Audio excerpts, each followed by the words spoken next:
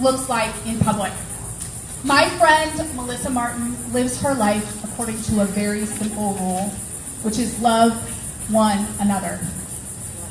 She loves people, she loves Florida, she loves our country, and she loves our planet, which is why I believe she has always and she will always stand up for environmental justice, for social justice, and for economic justice for all of us.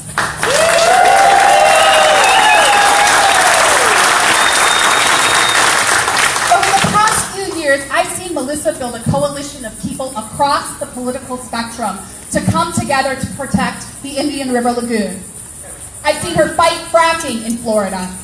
I've seen her successfully build a cross-partisan team to confront the issue of big money in local politics because she emphatically believes in making sure that the voice of the people is heard. I was with her at Standing Rock when thousands of servicemen and women showed up to protect the rights of Native Americans who were there to protect their home and their water.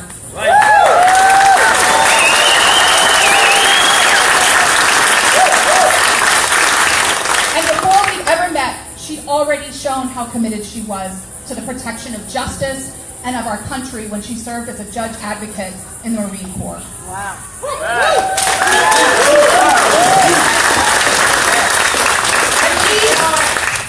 And these are only her public acts of love for our country and for Florida.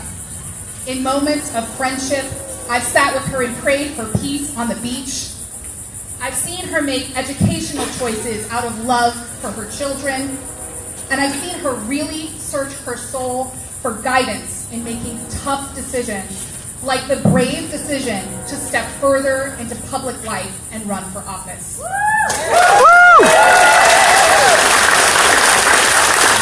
Mel said that she was called to duty, and I believe her.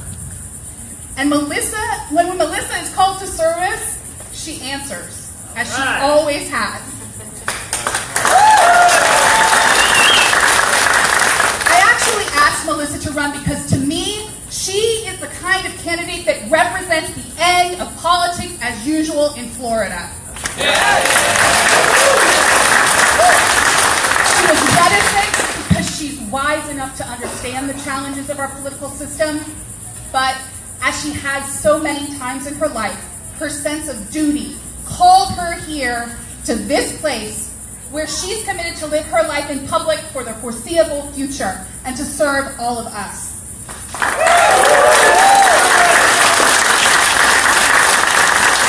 Before I give her the stage, I have one important ask.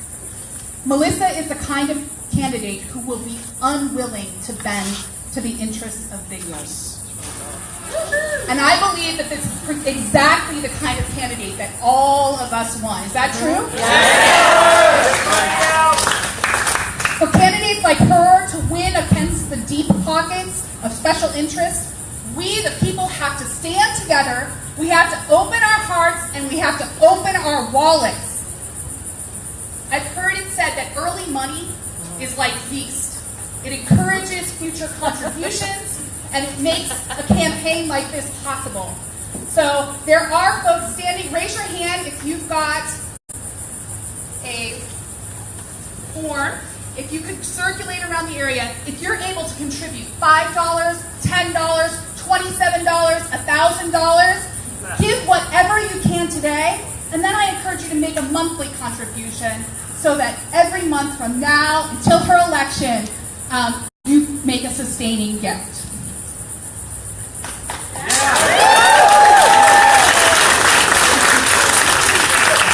The time has come for leadership here in Florida and across our country that is truly balanced.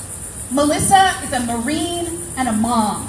She is an attorney and an activist. She understands that real leadership requires both her mind and her heart. She is a fierce but loving mama bear who will protect our planet and the will of the people.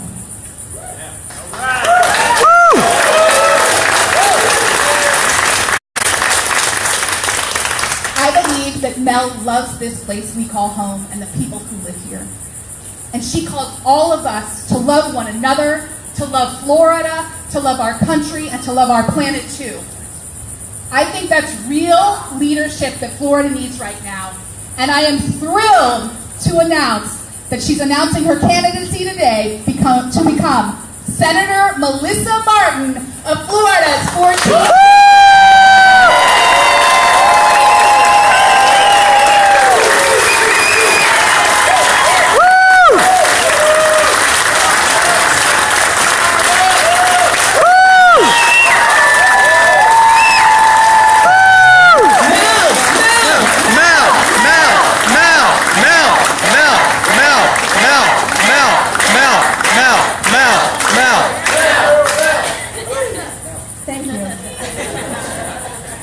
Thank you very much, Stacy. That was just simply amazing.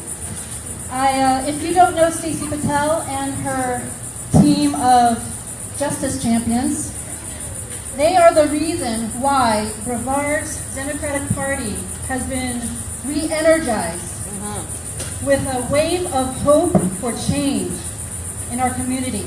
And she's doing it, they are doing it. If you are part of Brevard Dems, please raise your hand right now. And everyone else, please raise your hand. Thank you very, very much for what you're doing. These are important issues. She's very excited. I thank you all for coming out here tonight, especially the sea of friends that I have out here in the audience, fellow activists and warriors, protectors. We've been through a few things just in the last couple of years. Thank you for your support and thank you for what you do, for your dedication and commitment, for fighting for what is right and necessary in our communities. I also thank those who have gone before us, many who have suffered and who have died in the name of fairness and justice. Happy Women's Equality Day, by the way. Thank you. Half of the population with the right to vote. It's pretty just immense to think about. And I owe them, the activists from the women's suffrage movement, the activists from the civil rights movement, those people who have fought hard, sweat, bled. That is how I am here today, right now. So thank you, all y'all. I also need to thank my family, my husband Chris, and our 3 boys who have already endured the trials and tribulations of a Marine Corps career. To include when Mommy was deployed for a really long time, every time we had to move every 3 years and saying goodbye to best friends, it was very tough on them. And I would not be here if it weren't for them and their resolve to make the sacrifices again. So thank you very much.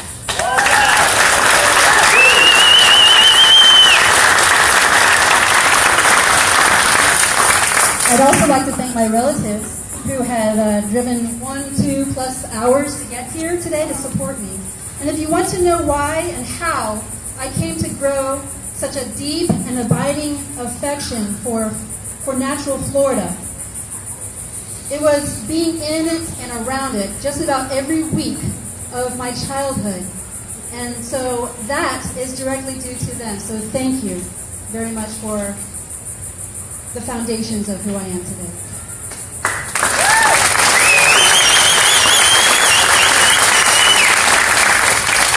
Finally, I'd like to thank my parents. My papa is out there somewhere right now watching over me. And my mama is here. Where are you at? She's in the short chair, yes. My mama, who also drove about an hour to get here from our home town in Hokkaido Springs, Hokkaido. And these are the ones who are responsible for having set my moral compass in place. They not only taught, but they demonstrated the need and the duty and the rightfulness of loving others, of taking care of other people. So thank you, Mom.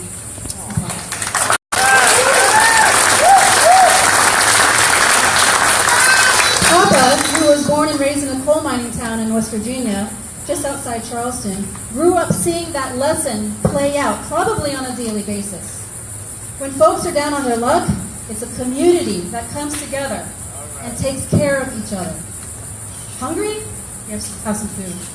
You cold? Come on inside. Have one of our Cokes. We'll take care of you. And that's just how it was. And that's how it should be. You watch out for each other. You take care of each other. So when I was 16, that type of upbringing and that worldview came to bear when I decided to dedicate my life to service. And it was just a normal afternoon on some weekday watching local news with my mom, folding laundry, right next to me. And we were watching story after story of crime and violence and homelessness and greed and fear and depression and despair. And something happened to me on a soul level where it just clicked. And I knew at that time, in that place, that I had to do something about those issues. There was no question about it. That's when it happened. And I turned to my mom and I said, Mama, I promise you I'm going to do something about that. And what that meant, I don't know. I had no idea what it was going to look like. I just knew for a fact that that point in time, that promise was going to be the rudder that would steer the rest of my life. I was fortunate to have attended the Naval Academy, where I learned a great number of lessons, and I learned about the type of leader I would be. I was drawn to the Marine Corps because of their ethos. We take care of our Marines. We eat only after our Marines have eaten. No Marine is left behind. And we are always faithful. Our leadership traits and principles revolve around the basic presumption that we listen to our people so we know them, so we understand them, so we can take care of them, and lead them to accomplish the mission. So if you're wondering what kind of leader I'm going to be, it's simple. I will be Marine. Semper Fidelis.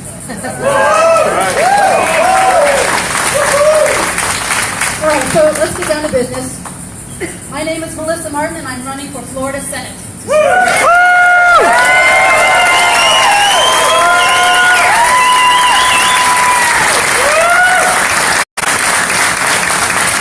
first question is why? Why are you running? Why now? Just take a look around. Just turn on your TV, look at your Facebook feed, just look. And it is obvious.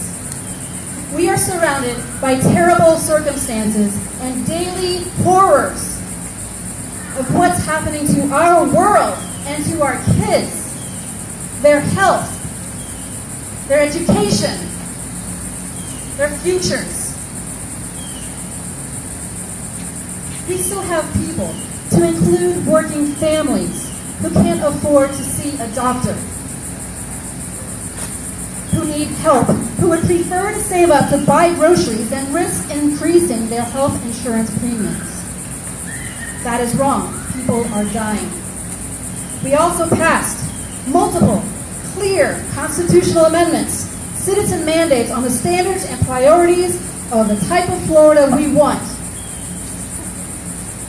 what lands we want to protect, what energy we want to use, what medicine should be available to those unnecessarily suffering, and the legislature treats each of them as mere suggestions. That is wrong.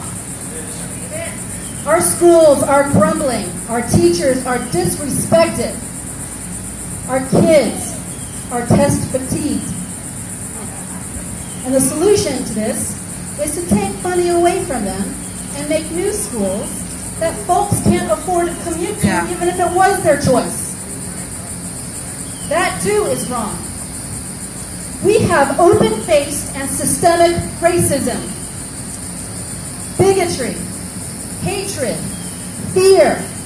People are walking around these days unsure of what the other person is thinking, uncertain of what they may do in a heated situation, or if they're armed, or whether they even understand the law of self-defense, or understand proportional use of force, necessary use of force. That is scary, and we shouldn't have to live this way. And our home, our lagoon, our poor lagoon. Just yesterday it was reported that half of the green sea turtles in our lagoon suffer from life-threatening tumors, likely caused or worsened by our pollution. Yes. We did that. Last year's horrendous fish kills, toxic algal blooms that have serious implications on human health. And this is happening all over the state. And what is the answer?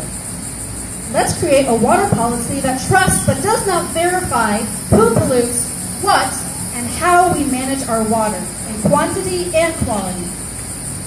As long as there's money to be made by this policy, by permitting anyone who asks to use or threaten our shared water source, to include fracking operations, there will continue to be insufficient monitoring, insufficient scrutiny, willful blindness to what is actually happening to our water systems that directly affects us all. With all these problems and so many other important issues going on, now in my own community, I realized I had to do something. We are surrounded by problems that aren't being sufficiently addressed by a majority of our elected officials in Tallahassee. They go ignored and will continue to go ignored because those who suffer the consequences of not being heard are, to put it simply, not the ones financing their next campaign. So who are? The corporate lobbyists for special interests, the high rollers, and the industry of politics. Those guys are getting the loyalty and the attention and the respect we deserve.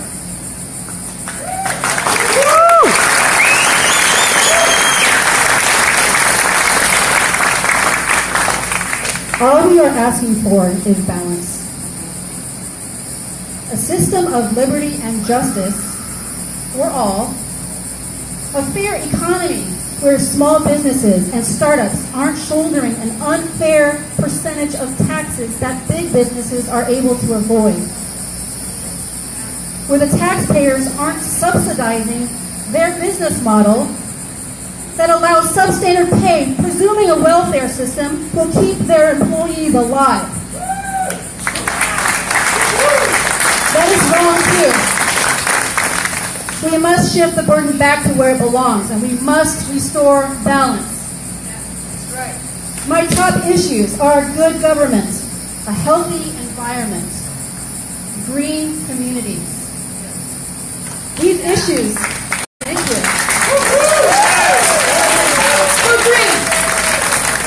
These issues overlap and include the entirety of issues that pertain to living free, fair, and fulfilled lives. Living in peace and stability. Yes. Living our American dream. The final question is how? How in the world will one person change Tallahassee's path to continued profit-based destruction of people and natural resources of Florida? Well, that is simple. I can't. I cannot. I can't do it alone. It will absolutely take each of us to come to the realization that we can no longer allow this to continue. We have to do something. I've developed a motto in the last couple of years of activism. Do what you can with what you have. For example, can you spare $20 a month to support someone's campaign? Yes. Can you organize a group of people to learn the issues and engage the system? Yes! This is going to be great. Can you please consider running for office someday? Because our state, our nation, we need good-hearted people. People who care about other people. To stand watch and defend our public system. I can tell you that I will do my part and I will do my best. I I will maintain open channels with District 14 residents and all Floridians. I will encourage patience and kindness and civil discourse and fact-based debates on the issues.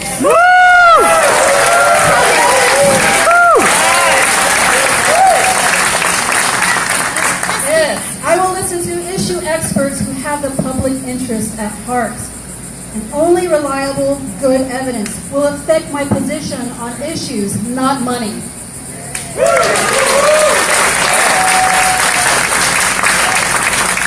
I will develop and support legislation that effectively addresses those issues and will reach across the aisle to make things happen, because these issues are not Democratic issues. They're not Republican issues. They're human issues. That's right. They're issues affecting our friends, our family, and our neighbors. They're Florida's issues, and they need someone that'll go into harm's way to fight for them without hesitation.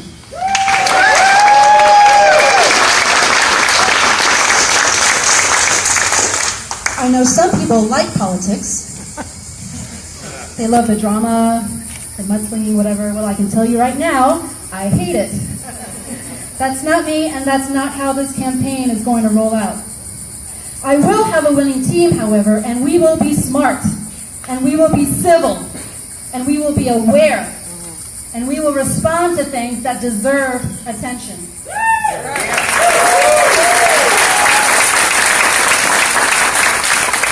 But at the end of the day, we will all remind ourselves that this campaign isn't about me.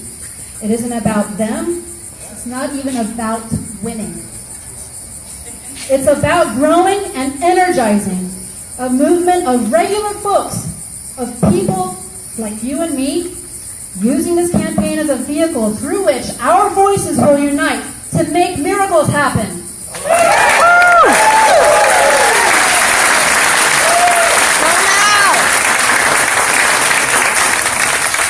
We will win.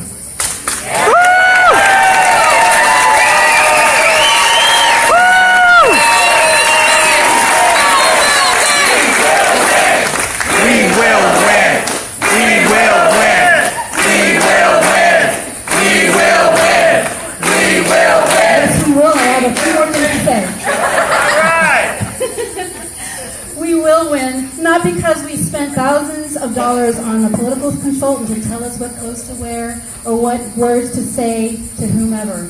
We will win because each of you decided that you would do something.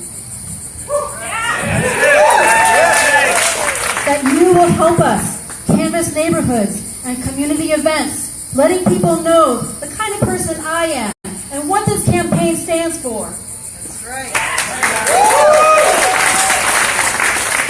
We will win because we decided to overcome our fears of striking up conversations with complete strangers over the phone, in person, realizing that these people are our neighbors. They have issues. They are going through these issues, and those issues need a voice. We will win because each member of our community, no matter their party affiliation, decided that Florida matters more, that our quality of life matters more, that our future generations matter more than the false comfort of looking the other way.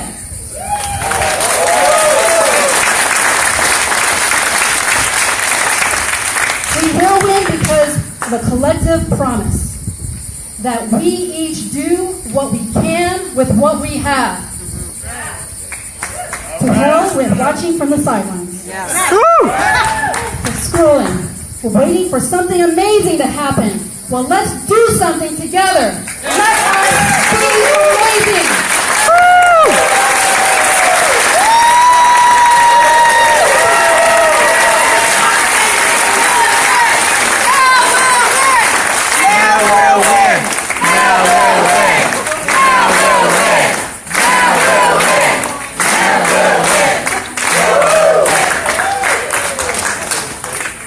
Thank you so much for being here. Who's excited for Melbourne?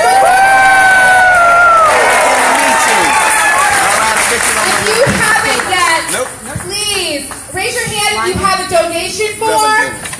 Remember what I said? Early money is like yeast. The amount you give tonight, she reports that, puts it out in the paper, everybody says, oh, she's real, we're going to really do this. So get out there and give today. Mel, do you want to take any questions? Any questions?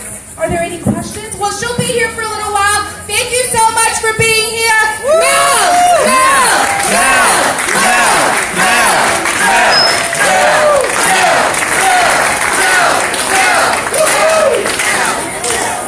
Don't go anywhere. We have a few words from Senator Torres. 1 second. Hold on. Thank you all. My wife and I drove here from Orlando. As you know, I'm Senator Victor Torres from Senate Seat 15. You can't hear me? I was in the court. I can scream out loud, but I'll tell you, meeting Mel, along with my daughter, Representative Mercado, we were very, very impressed. That's why I'm here today. Democrats, you need to stand out. Yes. You need to get out there. This is the time. This election, 2018, is so vital. I have seen in the Senate everything that Mel has brought up. The needs of the community. The underfunding, understaffed, and these agencies that need help. But it starts off with senators who will do the work. We have lost battles because of one vote in committees and in the chamber. You have to understand, it's not easy running for office. It's never going to be easy. But when you have a fighter, somebody who's dedicated their life to the service of this country and wants to continue that service, and I encourage you, go out there and fight for her. Don't worry about the other person.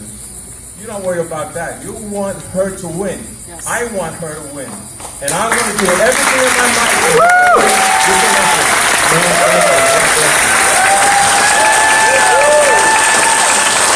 I just want to do one thing real quick. You guys could squeeze in, and Mel, if you could stand here, I just want to take a nice picture of you with everybody. Okay, thank you. Yep.